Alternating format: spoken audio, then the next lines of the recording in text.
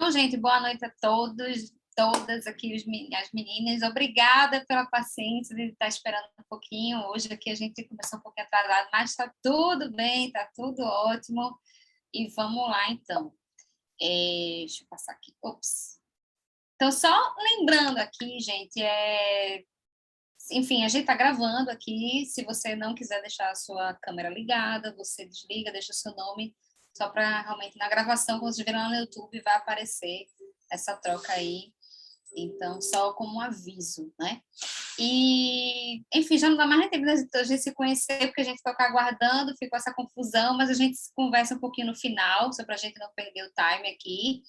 E as perguntas, deixa no chat aqui, para a Jéssica vai falar um pouquinho, né?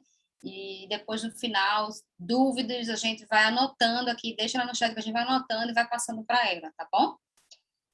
Então, vamos lá. Para quem não conhece o Omo Code, né, a nossa comunidade, a missão do Omo Code, né, é inspirar as mulheres a se destacarem na carreira de tecnologia, né? A visão da gente é que a gente possa ter um mundo mais diverso, mulheres, líderes, engenheiras no mercado, né, na liderança, principalmente está faltando muito isso.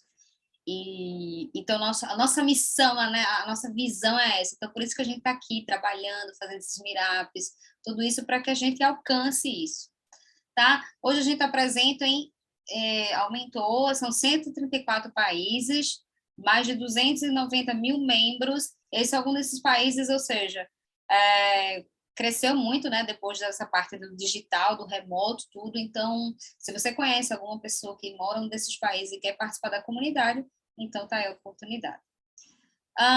Código de conduta, como toda comunidade global, é importante. Todo mundo aqui é bem-vindo, apesar que é uma comunidade de mulheres, mas todas as pessoas são bem-vindas, independente de raça, de credo, de linguagem de programação, qualquer coisa. Então, você quiser saber um pouquinho mais sobre o código de conduta, é importante, né? Então, tem lá o site do amorrocode.com/code of conduct, tá? Como esse encontro aqui está acontecendo, como somos uma rede global, tem vários outros encontros acontecendo em outros países, com outras mulheres, então aproveita a oportunidade, pratica teu inglês, teu listening, e também aí faz os updates de conhecimento, tá? Então aí o amorrocode/digital. E é importante realmente, né, a gente tá aqui, a rede de Recife, então você pode se tornar um membro da comunidade, vai no site do Amorrocode, na página Sign Up, e aí você vai preencher um formuláriozinho, toda semana vai receber um newsletter com bolsa de estudo, emprego, tudo sobre a comunidade global, conhecer outras mulheres da comunidade, e é isso, né? Essa aqui é a nossa rede de Recife, vamos fazer 7 anos, então são um mix dos principais encontros que a gente já fez aqui, muita coisa, né? Muita história aqui em Recife. E a proposta do grupo de estudo é, nossos encontros são quinzenais, ou seja, todas as pessoas aqui são super bem-vindas, certo? Desde a pessoa experiente, da pessoa que está iniciando, a gente está aqui para trocar ideia. E vamos se conectar, a gente tem aqui um Gitbook, onde a gente tem um link, todo o material do grupo de estudo da gente, tudo que a gente vai fazendo de conteúdo está lá no Gitbook, o Figma, que a gente realmente vai depois, quando for para a parte de UI, a gente vai realmente deixar lá todos os trabalhos do grupo, e o nosso Slack, né, que é o nosso cantinho ali do nosso bate-papo, e para interagir melhor antes, durante e depois dos nossos encontros, tá? Para a gente agregar mais aí. É isso, sem mais delongas. Aí, vamos a iniciar com a Jéssica, né? Nossa convidada de hoje, como a gente falou, a nossa proposta é não só ficar trazendo conteúdo técnico e falar e tal, é um mix de coisa, de projetos, mas a gente também quer trazer pessoas, né, para trocar ideia, para compartilhar com a gente. E tem muita gente aqui em transição, então a gente sempre vai trazer algumas pessoas para estar compartilhando aí, né? Então, seja bem-vinda, Jéssica Fantini. Obrigada, gente. Boa noite para todo mundo. Então, posso falar um pouquinho já da minha jornada? Sim, já comece. Então, eu sou do cinema, né? De cinema e audiovisual, então não tenho nada a ver com design, não fiz curso na área de tecnologia, vim de uma área bem cultural, e aí era uma coisa que era uma área que eu gostava muito, e aí eu comecei a me interessar quando eu ainda era muito nova, na época do colégio. Eu já gostava de fazer curta-metragem, de mexer com essas coisas de vídeo, então eu comecei a seguir nesse caminho de audiovisual. E aí eu fiz a graduação na Federal, né, o UFPE, e fui fazendo, na época da graduação, vários curtas e tal. Só que eu gostava muito da parte de design, era uma área que me interessava muito. E durante a própria graduação, eu já fazia alguns trabalhinhos de design, eu gostava de mexer com programa de vetorização, já estava lá engajada em design. Mas nada a ver com o que eu faço hoje, era só, assim, realmente a parte de gráfico, mas eu achava bem interessante já a área de design. E aí, quando eu terminei de fazer a graduação, eu fiquei bem perdida, né? Porque cinema é uma coisa muito instável. A gente tinha uns freelas, tinha umas coisas ali para fazer, não tinha nada muito certo. E aí eu fui ficando naquele limbo, né? Eu fazia um trabalho aqui, ficava um tempo sem trabalho, depois eu fazia outro. E aquilo foi me dando uma insatisfação. E aí eu pensei, tá, o que que eu gosto de fazer, né? Para que área eu posso seguir? E aí, na época, eu estava tão perdida, que eu inventei de estudar para concurso. Então, assim, tinha nada a ver. Aí eu fui estudar para concurso, comecei a estudar. Eu estudei 2 anos para concurso. Foi, assim, muito tempo para a pessoa ficar perdida, mas eu fiquei lá estudando, achando que estava fazendo a coisa certa. E aí chegou um dia que eu disse, gente, isso não tem nada a ver comigo, e eu estou aqui estudando, e eu não quero fazer isso, porque eu não me imaginava nem na vida de servidora pública, então, assim, não fazia sentido nenhum, aquele tempo que eu estava perdendo estudando para concurso. Aí eu comecei a tentar ressignificar o que eu quero fazer da minha vida, qual é o tipo de trabalho que eu gostaria de fazer. E aí, nesse meio tempo, eu comecei a trabalhar com confeitaria, porque eu sempre gostei muito de cozinhar. Aí eu precisava de dinheiro, aí eu disse, não, vou começar a trabalhar com brownie. Aí, junto com uma amiga minha, comecei a fazer uma empresa de brownie e vender brownie. E estava lá, fazendo brownies, vendendo brownie, e ainda perdida, né? Estudando para concurso e fazendo brownie. Fiquei nessa situação. Aí chegou um dia que eu disse, tá, eu não quero mais estudar para concurso, só fiquei com os brownies, mas também não quero só fazer brownie e não vou me sentir realizada com isso. Assim, eu sempre gostei muito de cozinhar, mas era uma coisa meio que eu fazia por prazer e não sentia que queria fazer aquilo o tempo todo, assim. Até porque é muito difícil a vida de estar o tempo todo trabalhando com cozinha. E aí eu disse, não, eu quero outra coisa. E aí tinha uma amiga minha que ela pensou em fazer uma pós-graduação de UX. Aí ela me contou, né, que queria fazer e tal, e eu nunca tinha ouvido falar. Aí, no fim das contas, ela desistiu de fazer, mas lançou essa ideia e eu fui pesquisar o que era, né? O que é UX, o que que faz. E aí comecei a ficar apaixonada, né? Porque meu namorado já era da área de tecnologia. Cada vez que eu conversava com ele, eu me interessava mais pela área de tecnologia. E ainda tinha a ver com design, que eu sempre gostei, sempre me interessei.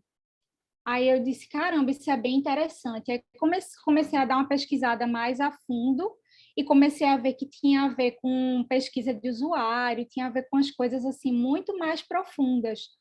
Eu disse, gente, isso é muito legal, eu acho que é isso que eu quero fazer. E aí disse, não, vou fazer a pós-graduação.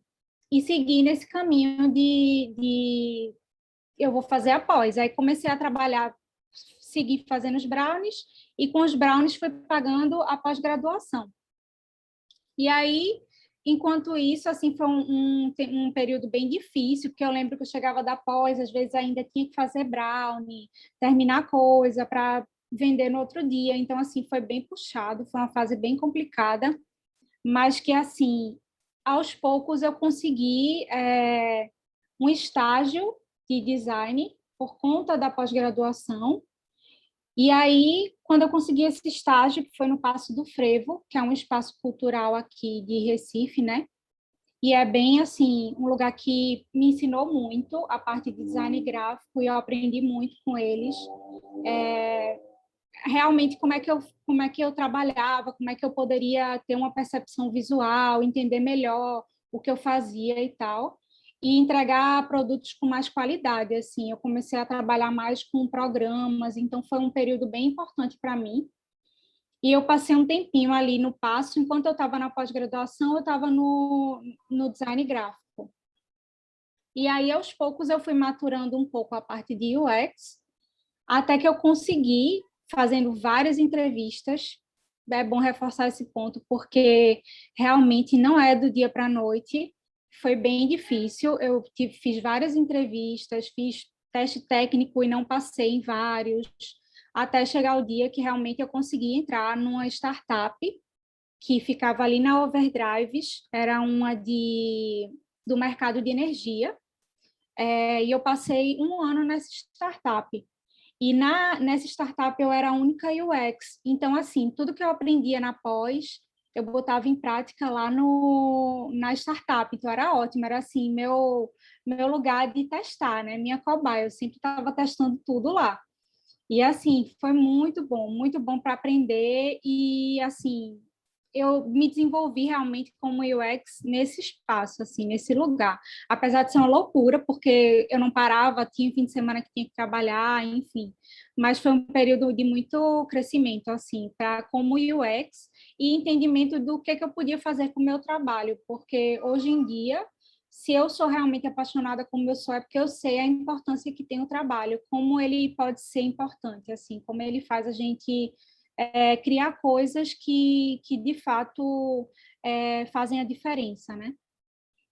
E aí continuei fazendo essa parte de UX, já sabia que eu queria fazer isso, não tinha nenhuma dúvida.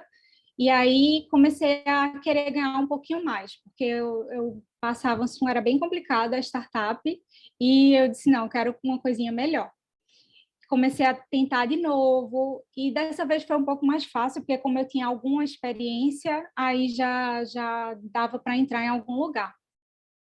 E esse lugar foi a Accenture, né? Que, assim, está sendo um aprendizado, porque a gente pega projetos, assim, grandes, a gente aprende assim, clientes que são referência, e a gente consegue dialogar com várias áreas. Isso eu acho extremamente importante, porque eu não tinha esse conhecimento todo de como é que eu trabalho com PO, como é que eu trabalho ao mesmo tempo com vários setores. A startup não tinha me dado esse conhecimento, porque não tinha realmente lá. Então, assim, a Accenture, nesse sentido, está me acrescentando muito. Eu estou aprendendo a fazer toda essa parte de soft skills, como é que a gente vai trabalhar essa comunicação com o desenvolvedor também, que é uma área que a gente tem que estar sempre aprendendo, sempre em contato. E eu acho que, assim, está sendo realmente outro momento de aprendizado nesse sentido, e eu estou crescendo muito também. Jazz, eu queria até saber se tu pode mostrar alguns dos seus projetos que você teve, assim, durante essa transição, algum simples no seu site. Eu acho que seria legal pra galera também visualizar um pouco do que a gente tem mostrado aqui durante esse Meet, né? E também para ter uma visão de fora, né? De como, quando a gente fala de construção e processo, né? Dentro da área Sim, de UX, como geralmente ele acontece, né? Focado em algum produto ou serviço. sim. Deixa eu compartilhar aqui. Eu acho que está aberto aqui até meu portfólio. Deixa eu... você pode compartilhar, sim.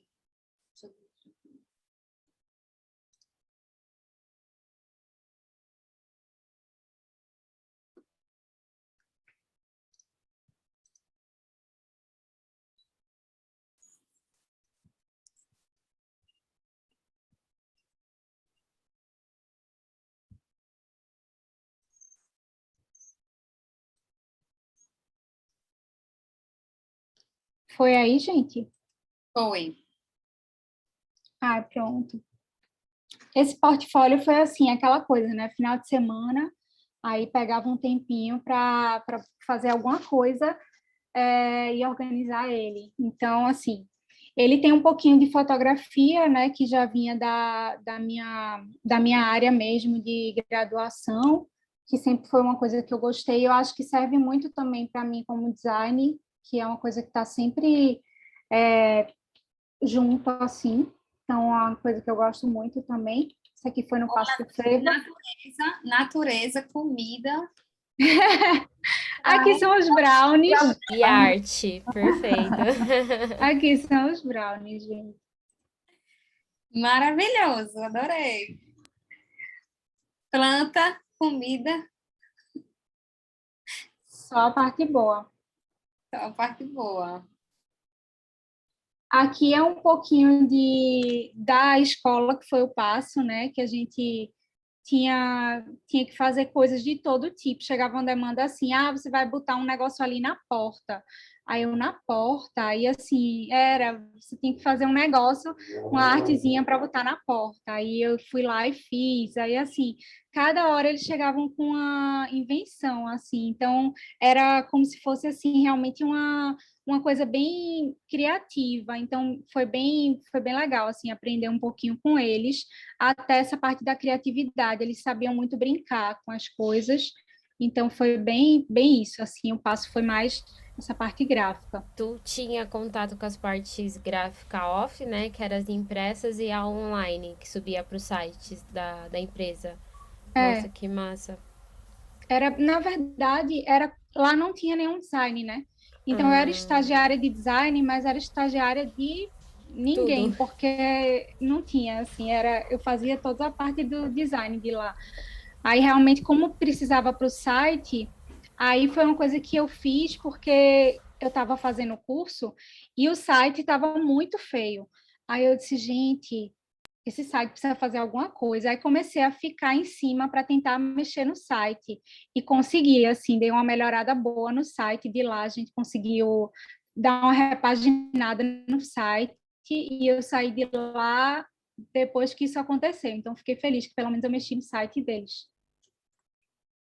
Essa parte aqui é a parte mais dos trabalhos da pós, que assim também foi um lugar que a gente sempre estava assim aprendendo um pouco de alguma coisa, que esse foi o primeiro, que foi o mais que eu não sabia de nada, sabia nem o que eu estava fazendo, e a gente foi desenvolvendo uma uma lógica, o que era, e a gente criou isso aqui para entender as etapas que entrava realmente, ia como se fosse saindo, né, do rolo, e a gente foi tentando criar essas etapas, assim, como é que a gente consegue sair desse problema, e a gente fez esse processo todo de pesquisa desk, o que é realmente o UX foi o primeiro, e eu nunca tinha, nem sabia o que era, então, assim, foi uma coisa muito interessante. Eu pensava nisso 24 horas por dia, né? No supermercado, eu ficava pensando nas coisas do projeto. Eu ia no banho, eu pensava nas coisas do projeto. Era assim, surreal. Como a gente fica imerso nesse processo, assim, do projeto. E Até aí porque ele não foi, é não é simples, né? A gente não tem esse hábito, né? sim, A gente executa de forma muito automática. E aí, quando você começa a criar esse hábito, né? Do pesquisar, perceber, você começa a ficar mais atento às coisas, né? sim, Coisa que eu até acho um desafio é você conseguir expressar, né, meio que o que está na sua cabeça, que é algo que eu acho que é muito difícil. Assim, você está imaginando tudo lindo, maravilhoso na sua mente, mas para você colocar aquilo lá, né, seja no digital, no físico, nossa, é muito difícil. E você fica um tempão, você passa o seu dia todinho pensando naquilo. sim. Aí E o que você é descobre que você tava viajando. E, tipo, cara, não dá pra fazer isso, que eu estava imaginando sozinha, né? total. E o que é pior é que quando você vai para o teste, depois de passar, sei lá, 1 mês e pouco, 2 meses naquilo, aí às vezes um monte de coisa que você criou na sua cabeça, as expectativas, assim, vão no chão, né? Porque você percebe que o usuário não fez várias coisas que você esperava, E aí você faz, gente, não tinha nada a ver isso aqui. Aí você começa a mudar tudo de novo, né? Então, é um ciclo, assim, que é só de iterações, né? Não é uma coisa que se fecha ali, né? Tá sempre se complementando. Esse daqui foi para mim um bem marcante, assim, porque foi o primeiro e ficou horroroso o protótipo, mas assim, a gente fez, né? Já nunca tinha feito um protótipo na vida. Aí realmente ele foi marcante. Eu vou pegar um mais bonitinho, gente. Esse daqui foi um que a gente teve que fazer que tinha que ter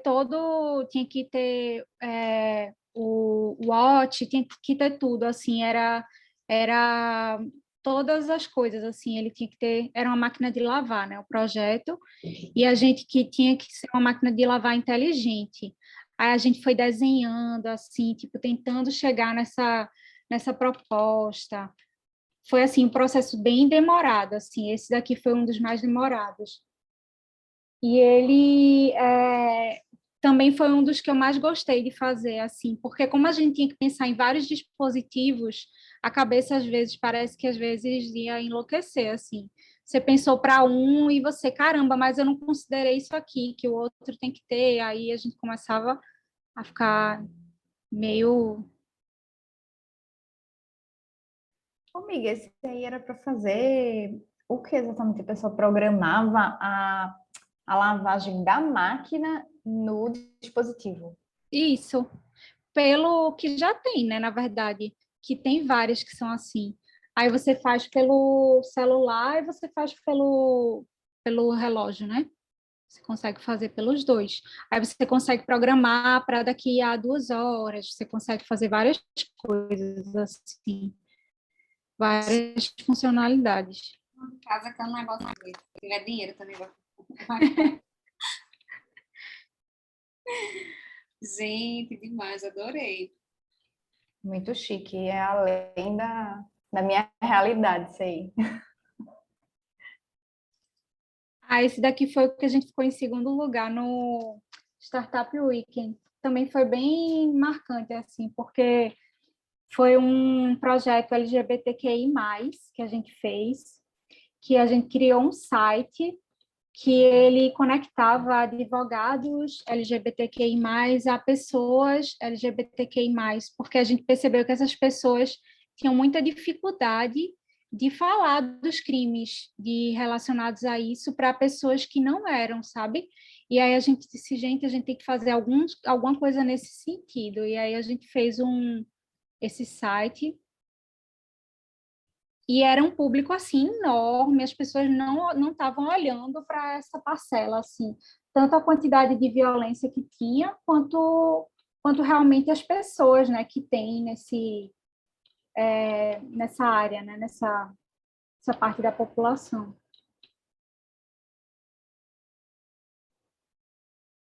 Aí a gente fez realmente o MVP, testou realmente como é que a gente podia conseguir faturar.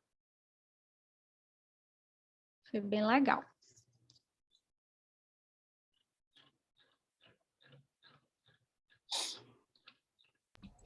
Muito legais seus projetos, Jess. Obrigada, gente. E é isso, pessoal. Alguém tem alguma pergunta sobre esse processo que a gente já vem trazendo sobre o mundo de UX e UI, até mesmo sobre carreiras, dicas que vocês gostariam de ouvir da Jess, que construiu esse portfólio, né, em relação às oportunidades que ela falou, a gente não consegue de fato, mas esse processo que a gente vive aqui no Mirap, ele vai servir para a construção dos projetos, para vocês terem onde colocar, né? E aí vocês podem perceber que são temas diversos, né? Que não precisa ser um tema tecnológico, inovador, de última geração, né? Ele pode ser um tema que trabalha com a realidade de alguém que está próximo a você, né? Então, é muito importante, até porque a gente trabalha também esse processo da empatia, né? De olhar para um problema que está fora da nossa zona de conforto. E se vocês tiverem perguntas, podem abrir o microfone, fiquem à vontade, antes da gente encerrar. Meninas, boa noite. Eu não sei se, na verdade, eu acho que sim, que a Jéssica, ela trabalha na Accenture, ela pode responder. Essa parte de design mais relacionado para quem tá trabalhando como PO, né? Eu sei que o PO, ele tem essa parte de estar interligado diretamente com o design. E, tipo, se ela tinha alguma dica para passar para quem quer migrar para a área de PO, por exemplo, porque, assim, é uma área que eu acho muito promissora, na verdade, é uma área promissora, é uma área de alta demanda, e qual seria, assim, algo de tipo expertise para a pessoa ter nessa área, para poder conseguir, né, ficar nessa área de PO junto com essa área de design? Eu acho que Lud e Darlene podem até me ajudar nessa, né? Porque eu não sei exatamente como é que as pessoas chegam na posição do PO, né?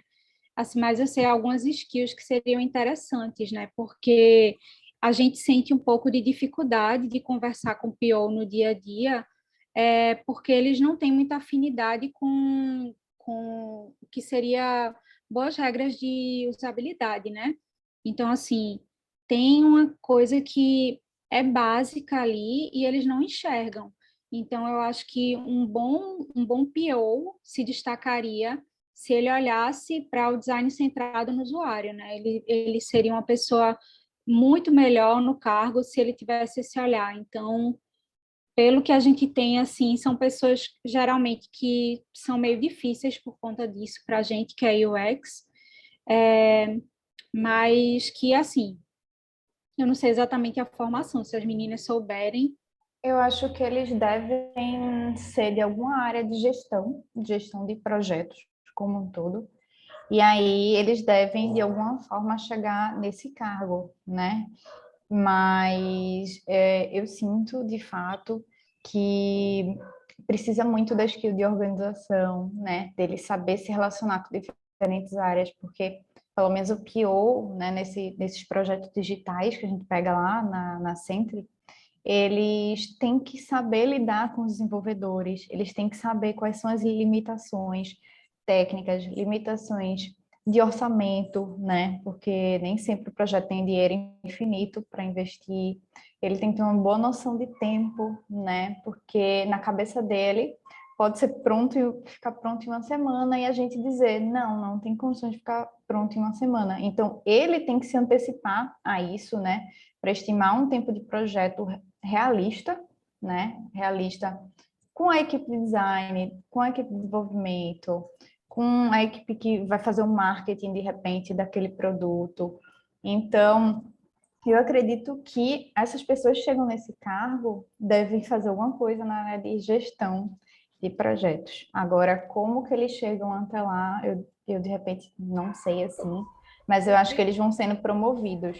O PO, ele tem essa relação que é Product Owner, né? Ele é o ágil, então você precisa ter skill, sim, de design, porque às vezes quando o PO ele não conhece a área de, por exemplo, de UX e UI, ele tem dificuldade de estimar exatamente esses prazos, né? Ele é o mediador, então ele tem que entender do negócio na qual ele está trabalhando. Então, se você já trabalhou muito com gestão de projetos, já é uma skill. Tem que ter ali, sim, conhecimento de tecnologias, né? Pelo menos de front-end, porque você vai lidar diretamente com a squad de desenvolvimento, né? Então, geralmente, o PO, ele entende das histórias que vai ser feita, vai fazer todo acompanhamento técnico, vai passar as limitações. Então, ele tá, né? É como se fosse uma ligação entre esses dois universos, né? O de design e o de desenvolvimento. A skill que geralmente o pessoal pede é experiência de mercado, né? Se você já vem de experiência de mercado, que tá trabalhando ali com a área de produtos, você tem perfil para se candidatar a uma vaga de Product Owner, né? O que geralmente o pessoal faz são esses cursos que tem empresas que dão, né? Tem a Alura, que são especializações para te ajudar a ter essas técnicas ágeis, né? Porque o PO, ele tá de olho, Complementando. aham, ele tá Com- ali de olho no Kanban, que é o acompanhamento do processo.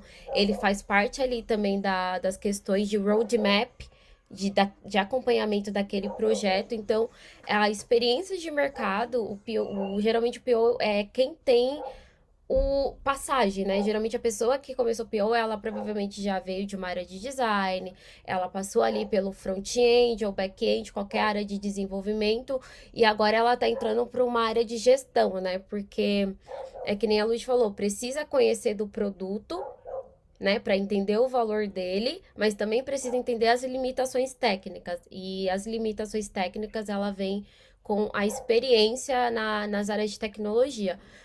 Do curso que eu fiz de gestão de produto, de pessoas que são PO em outras empresas, elas falam que exige bastantes skills, mas que toda pessoa que tem mercado na área de design ou de tecnologia, ela consegue desenvolver uma função de PO, né? Dentro de uma empresa. Então, não existe um caminho. É a experiência que você tem com o que você trabalha, né? Então, quanto mais você tiver conhecimento próximo de tecnologia e de design, maior vão ser suas capacidades de conseguir atuar no mercado de trabalho, né? Que ele vem crescendo bastante. É um mercado que exige a Hall, ela é muito boa para quem está querendo investir nessa área de PO. Eles dão cursos muito bons, principalmente porque tem a professora, que foi onde eu fiz, ela trabalhou na Vivo, que é uma empresa de telefonia, e hoje ela está em uma outra empresa como PO, então ela fala sobre esse processo, né? Mas ela começou na área de design, foi programadora, e hoje ela atua ali fazendo esse intermédio, né? Porque é a função do PO, é ele trazer essa flexibilidade de gestão para quando for levada para a diretoria, ele passar esse roadmap, né? De quanto tempo vai levar, entender com as squads o que vai ser pedido, voltar para o designer o porquê que não vai ser aceito. Quando um designer entrega a parte de um projeto, é ele quem vai passar para a squad ali de desenvolvimento que foi entregue. Se volta algum problema na área de desenvolvimento, é o PO que vem falar com você, né? E aí, se é necessário, junta toda a equipe para conversar, mas o PO, ele tá sempre atualizado de tudo que acontece nas áreas de profissão, né? Então, ele entende do negócio, ele entende do TI e entende também da questão de UX, né?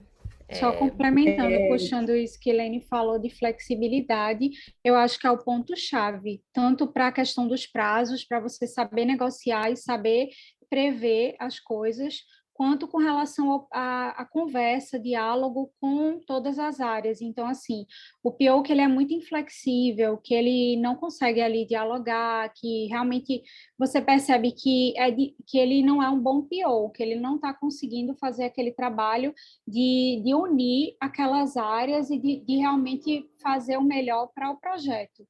Então, tem várias coisas que a gente vê no dia a dia que são atitudes que não são muito boas. Eu acho que essa questão da flexibilidade é uma coisa bem importante. Até porque ele trabalha com gestão de backlog, que são quando demandas Sim, elas já foram implementadas e tá voltando para melhorias. Então, às vezes a squad dele tá com dois projetos, mas tem aquele backlog para atender, que é de urgência. Então, como é que ele vai trabalhar isso? Para quem ele vai distribuir? Tem a questão também do acompanhamento de cerimônias, né? Que é o processo lá de desenvolvimento, que é o PO, quem lê história, quem dá os termos de aceite, né? Junto com a equipe, quando a gente vai passar alguma plane. Então, quando a gente fala da questão do PO, são mais essas skillzinhas que geralmente você desenvolve já no seu dia a dia, quando você faz uma gestão, que que te facilita, né, a conseguir uma oportunidade, mas não que exista, tipo, você precisa ser isso, né? Você precisa ter essa flexibilidade, ter um pé nos mundos, vamos chamar assim, né? A gente percebe que porque tem muita gente agora, gente, assim, eu estava pesquisando bastante e vejo que tem muita gente que é pior, que está fazendo curso de design, por exemplo. Eu tô É, vendo muito Pra eles até, entenderem melhor, né? Porque a gente percebe que...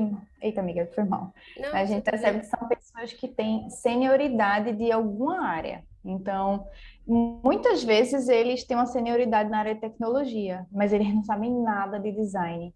Então, eles têm feito esses cursos para entender um pouco mais dos nossos processos, né? Eles não precisam nem saber meio que fazer nada, Não, de nada. É só entender que existem processos que precisam ser seguidos. Porque eles, eu não vou dizer que são todos, mas a maioria, eles acham que vai chegar o problema, a gente vai fazer umas telas bonitas lá e vai resolver. E não, tem muitas vezes testes de usabilidade, às vezes o que o PO está achando, quando a gente vai estudar o case, não tem nada a ver, o problema é muito mais complexo e aí termina gerando bloqueio de projeto, né? Ele, ou seja, ele não estudou muito bem, né? Não maturou muito bem o produto.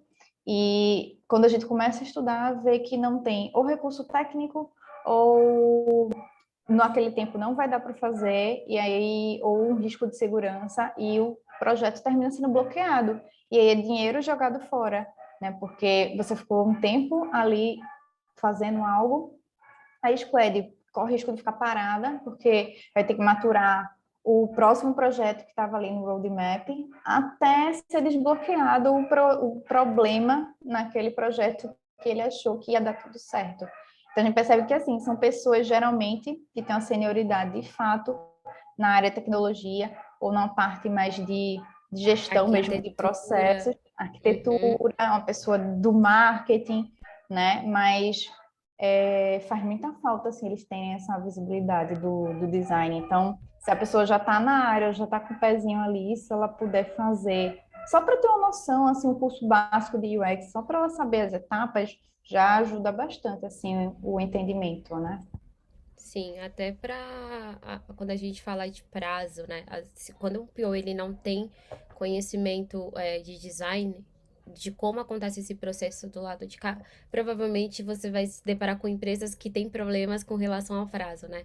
Eles colocam prazos absurdos e aí o trabalho não é bem feito, tem que ficar mostrando o que, que é o trabalho de design e isso delonga tempo. Então, o tempo que você está ali tentando mostrar o que é para ser feito, o tempo que vai levar, quando um PO ele já tem noção de design, ele mesmo já consegue propor uma entrega com mais realidade, né? Porque ele vai considerar o prazo de design e ele vai considerar o prazo de desenvolvimento. Então, facilita a entrega, né? Quando o PO ele conhece o trabalho, o que é feito dentro da área de tecnologia e dentro da área de design. Então, não que você precisa ser um especialista em prototipação, mas ter conhecimento, sim, quanto mais conhecimento você tiver das áreas que trabalha, por exemplo, um QA, você não precisa ser especialista, mas o que que um QA faz, né?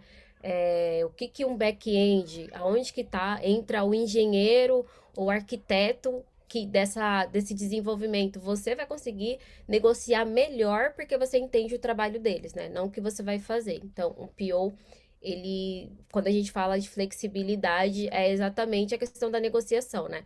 Quando a gente não conhece, por exemplo, nosso concorrente, a gente não consegue negociar com ele, né? De colocar ali um prazo que fica bom para todo mundo. Complementando aí, é como se fosse, por exemplo, ele é o maestro do projeto, ele é o dono. Então, é como se fosse uma relação, ele ter esse conhecimento geral, assim, uma pincelada disso tudo, é como se ele também, ele soubesse, cada um aqui de nós toca um instrumento, né? Cada um tem sua especialidade, então ele é um maestro ali, e cada um ele vai orquestrar todo mundo ali, e para que o quê? Para que realmente a orquestra realmente saia, né? Então, por exemplo, é muito importante também um design, ele entender um pouco de programação. Porque, às vezes, um design, ele vai fazer um design que, às vezes, tecnicamente, aquilo que ele fez não vai ser possível, né? E vice-versa também, como eu já falei, vários workshops que eu fiz, né? Já vindo da área de programação, eu falei, gente, entenda um pouco que não é só ir lá e deixar a tela de qualquer jeito, né? Assim, Então, cada um conhecer um pouquinho do mundo do outro, mas não precisa ser especialista, porque aí a gente vai poder, como a gente está falando, negociar, né? Se a gente não sabe como é que funciona as outras, como é que eu vou negociar prazo e isso? Então, eu acho que é super importante, por isso que a gente está aqui, gente, no grupo, e aquele projeto lá. Aquele projeto é que vai estar assim, ó, tudo isso que a gente fala, quando a gente vai fazer, é outra história. Então, você está aqui no grupo de estudo e vai participar de um projeto daquele da escola, já vai te dar uma outra visão. Aí você vai sentir o que é fazer uma pesquisa, você vai sentir o que é realmente fazer uma persona. Aí quando você for ver lá o coleguinha fazendo, você, epa, eu já sei como é que é. Eu já sei como é que é a situação. Peraí, não é assim não, né? Que não é tão fácil. Então, a gente conhecendo o território do outro ali, a gente vai começar a ter mais respeito também até pelo Uhum. trabalho do colega, né? Até porque o PO ele cuida do squad, né, gente? E aí, quando você trabalha com squad, não é só você e um desenvolvedor. São 5 que vai fazer cada uma parte. São 2 squads com 5 pessoas. Então, já aconteceu de ter PO sai de férias, um PO sai de férias e quem cuida da squad do outro é o outro PO. E aí, imagina, né? Como é que você concilia essa gestão? Quem é o designer? Como é que você contata eles? Então, essas skills que pede, né, essa agilidade de conhecimento da área do outro é o que faz um PO saber como trabalhar, né? Porque ele vai trabalhar com gestão de entrega de roadmap, né? Geralmente é de fato a função dele. Eu espero que a gente tenha conseguido esclarecer. Eu vou jogar até a Hall aqui, que é uma escola de cursos muito boa. Tem cursos maravilhosos aqui, voltado para PO, para quem está querendo migrar para essas áreas, e eu acho que vale a pena dar uma olhada no conteúdo deles também. Mas alguém. A gente conseguiu te ajudar, primeiramente, né, Rafa? Sim, sim, sim.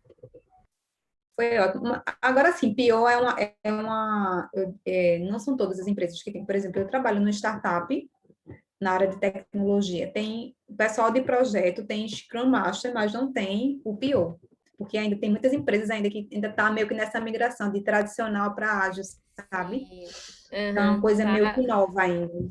PO é que nem o X, tá começando, tipo, a curiosidade, né? As empresas estão explorando há pouco, mas tem crescido bastante a procura, porque a necessidade do mercado pede, né? Não dá mais para trabalhar em cascata. Hoje eles precisam saber adaptar o que vai trabalhar, se é com Scrum, cascata e Scrum, né? Porque o caminhar da nossa tecnologia e da população, ela está outra, né? E aí, uma empresa que ela não tem um gestor ali para intermediar e fazer as coisas andarem, elas vão fazer entrega mais lentas, né?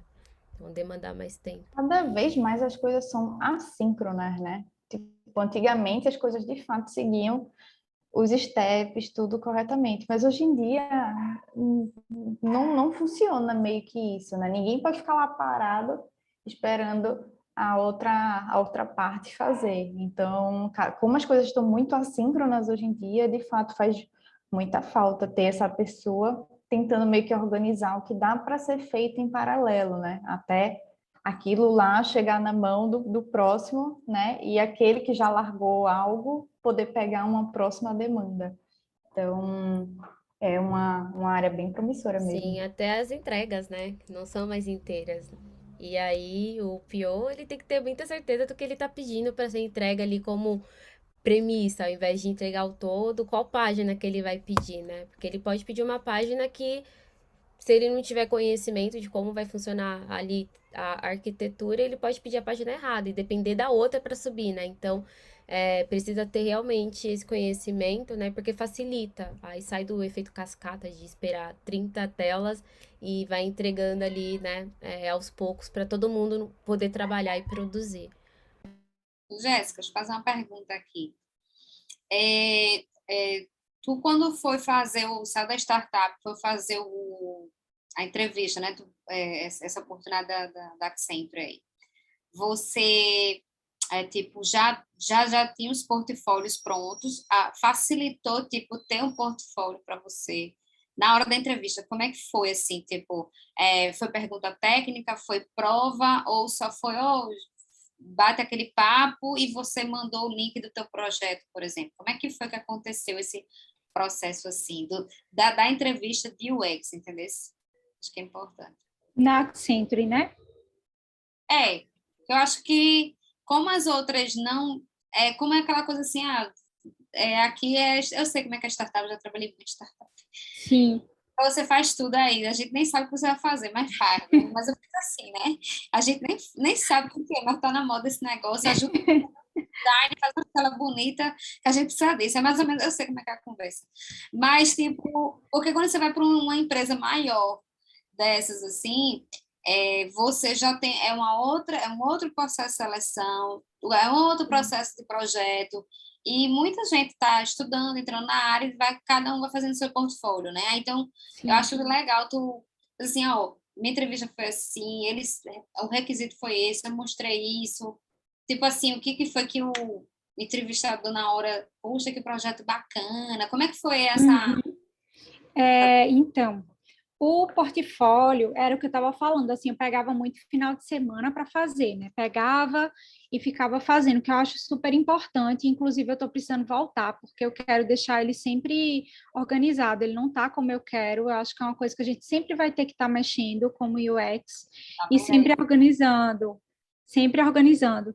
E assim, tirando no tempo que a gente tem. Como a gente só tem final de semana, é final de semana. Pega umas horinhas ali e vai fazendo, sabe? E assim, a gente tem que estar meio pronta nesses tempos, assim, por exemplo, eu quando tive a chance da Accenture, já estava com o portfólio pronto, porque eu já vinha fazendo essa coisa todo final de semana eu pegava um pouquinho no portfólio.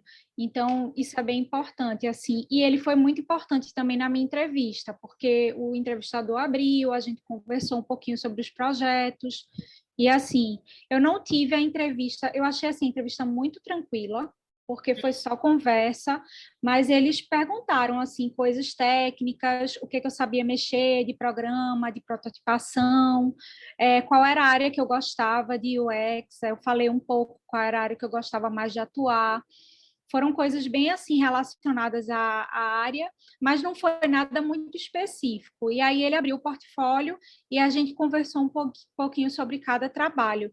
E aí eu fui explicando um pouco dos processos que eu fiz nos trabalhos.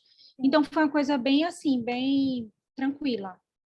Então, exatamente, porque, por exemplo, como a gente está estudando Design Thinking, né, a gente vai passando por a parte dos processos, justamente o portfólio já vai mostrar que você entendeu os processos, né? Sim, isso. Mas, assim, no meio dessa conversa, ele jogava alguma pergunta assim, mas por que você criou essa persona? Ou alguma coisa. Ele entrou mais ou foi mais superficial, assim? Foi mais superficial.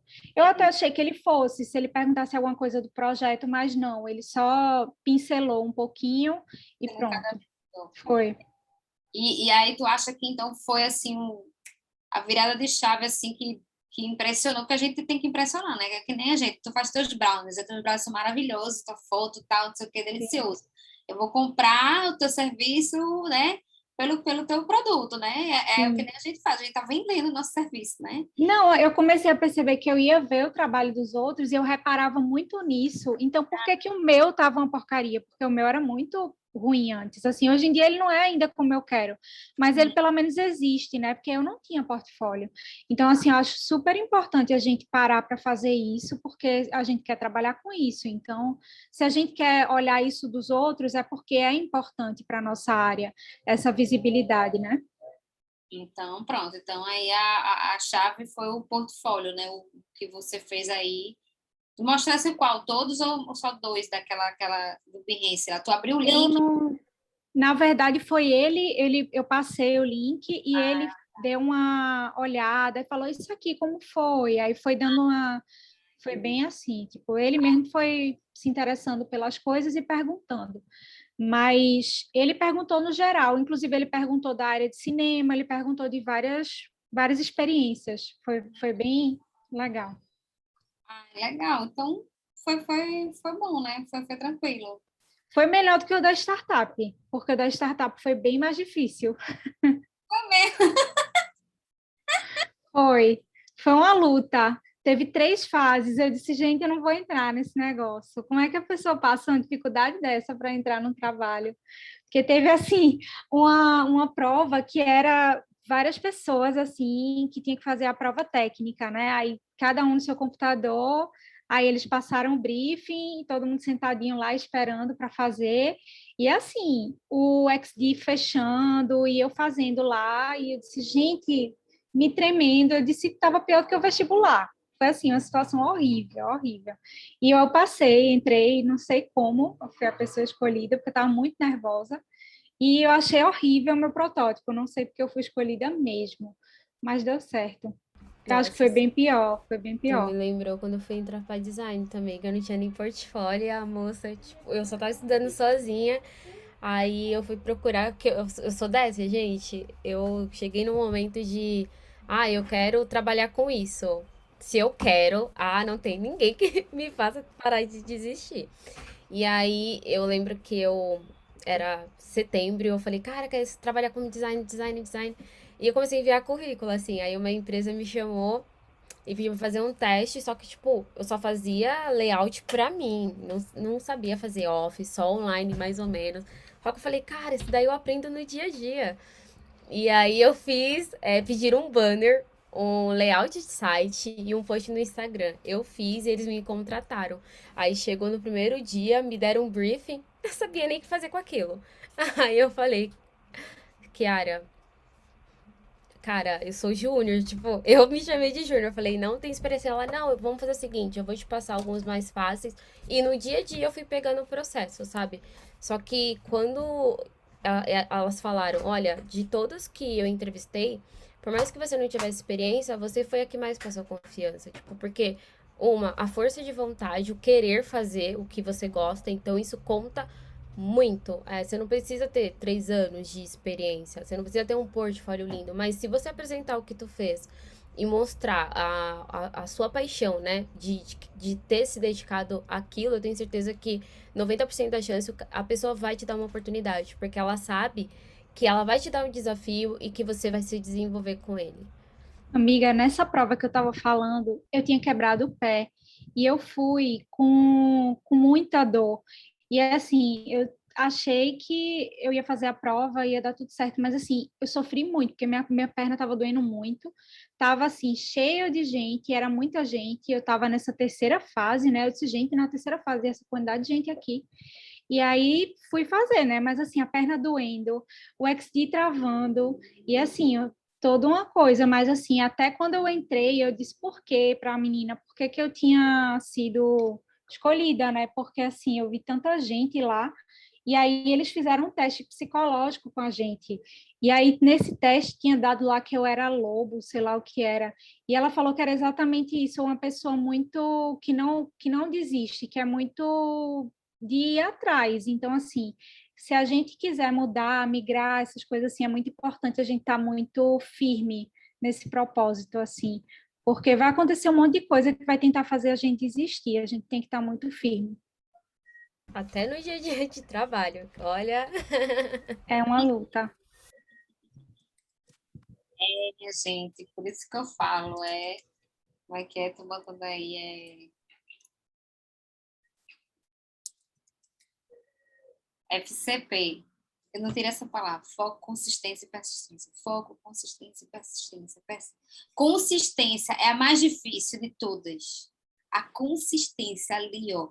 Todos os dias fazer alguma coisa. Então, é aquela coisa, né? Eu também estou fazendo vários outros projetos aí. Já comecei outro hoje do curso e focada. E aí eu escolhi um tema, alguma coisa que tem muito a ver com o que eu já trabalho, essa área de voluntariado, de outra iniciativa que eu desenvolvi, já fiz o MVP, e aí eu já vou. Então, tipo, já vou fazer, já tive várias ideias e vou já. Então, assim, todo dia estou estudando, todo dia eu faço isso, todo dia. A consistência, gente, é tudo, realmente é o que vai fazer a mudança, vai ser a consistência. Eu acredito muito na consistência. É isso, né? Alguém tem é mais alguma isso. pergunta?